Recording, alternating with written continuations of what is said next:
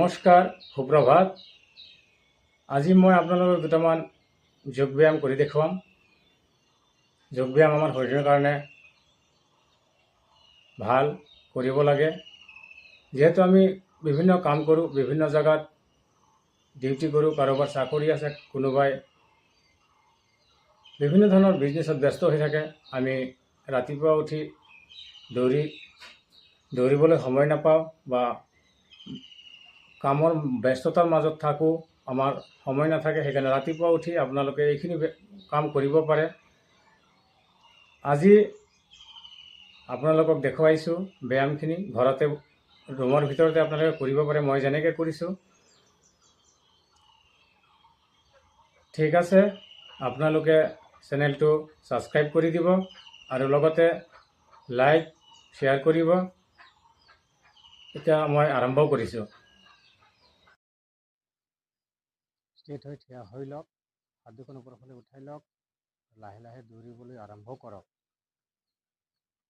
লয়বদ্ধভাৱে গভীৰ উশাহ নিশাহ লওক আৰু দৌৰোতে শৰীৰটো ঢিলা কৰি ৰাখিব। 100 মিটাৰ দৌৰা হোৱাৰ পিছত অলপ গেপ, 2-3 মিনিট গেপ ৰাখি আকৌ দৌৰিবলৈ আৰম্ভ কৰক। 500 মিটাৰ কমপ্লিট কৰক।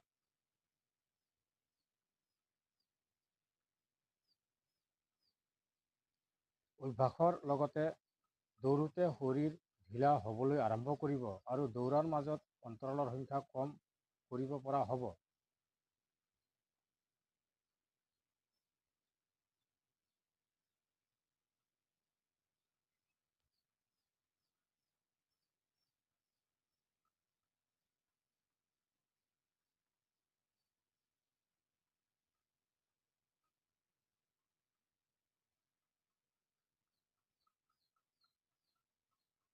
এতিয়া আমি ভৰিৰ ওপৰত ভৰি দি থিয় হৈ থাকিম। হাত দুখন আগলৈ মেলি দিয়ক আৰু ভৰিৰ ওপৰত টানি হাত দুখন ওপৰলৈ উঠাওক। ভৰিৰ আঙুলিৰ ওপৰত ভৰ দি থিয় হ'ব লাগিব। এতিয়া উঠা বহা ঘোঁৰাৰ ওপৰত বহিব লাগিব। ভৰিৰ আঙুলি ওপৰৰ ফালে উঠি থাকিব। কঁকালত হাত দি ল'লেও হ'ব। এনেকৈ আপোনালোকে 5 মিনিট 10 মিনিট